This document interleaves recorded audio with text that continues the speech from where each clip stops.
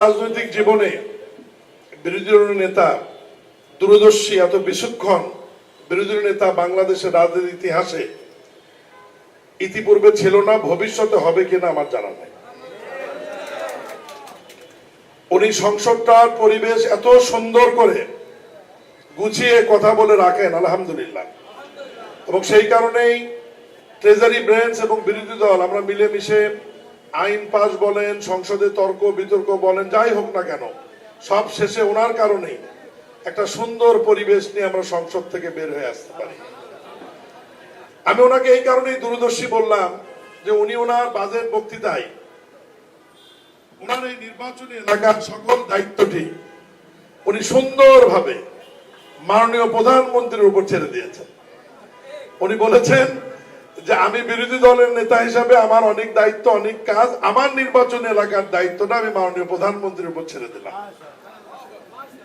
এরপরেই পরশুদিন মাননীয় প্রধানমন্ত্রী আমাকে ডেকে, যেহেতু স্থানীয় সরকার মন্ত্রণালয়ের অনেক গুরুত্বপূর্ণ বিষয় আছে আপনাদের এলাকার উন্নয়নের সাথে, উনি আমাকে আলাদাভাবে অনুশাসন জারি করেছেন যে বিরোধী দলীয় নেতার সঙ্গে সাক্ষাৎ করে ওনার নির্বাচন এলাকায় গিয়ে মানুষের কি দাবি, ওনার কি চাহিদা, এগুলো আমাদের সীমাবদ্ধতার মধ্যে থেকে আস্তে আস্তে বাস্তবায়ন করবার জন্য।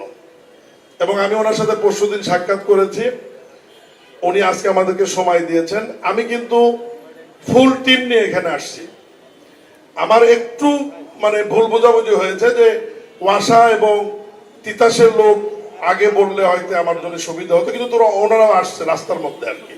এরপর ওয়াসার এমডি, তিতাসের লোকও আমাদের সাথে থাকবে।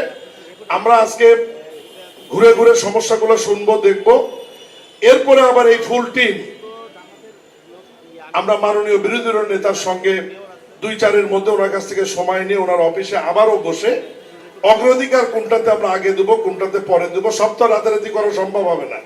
অগ্রাধিকার ভিত্তিতে আমাদের যেহেতু দীর্ঘ সময় আছে, 3 বছর 4 বছর আমাদের হাতে, 5 বছর রয়েছে, আমরা এই সময়গুলোর মধ্যে আমরা আস্তে আস্তে ইনশাআল্লাহ ওনার পরামর্শ ক্রমেই আমরা বাস্তবায়ন করবো ইনশাআল্লাহ। তবে আপনারা ওনাকে নির্বাচিত করেছেন, এখানে প্রশাসক সাহেবও ভোট করেছেন, দুইজনই দুটি ভালো দায়িত্বে আছে। সেই হিসেবে মনে করবো এই অবহেলিত এলাকার মানুষ, মহান আল্লাহর ইচ্ছা আপনাদের ভাগ্যটা ভালো।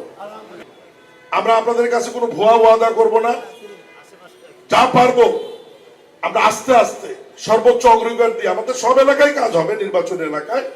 কিন্তু বিরোধী নেতা যেহেতু প্রধানমন্ত্রীকে দায়িত্ব দিয়েছেন, প্রধানমন্ত্রী যেহেতু আলাদা অনুশাসন জারি করেছেন, আমরা অগ্রাধিকার ভিত্তিতে এই নির্বাচন এলাকার পানির সমস্যা, গ্যাসের সমস্যা, রাস্তাঘাট, ড্রেনের যা করার প্রয়োজন আমরা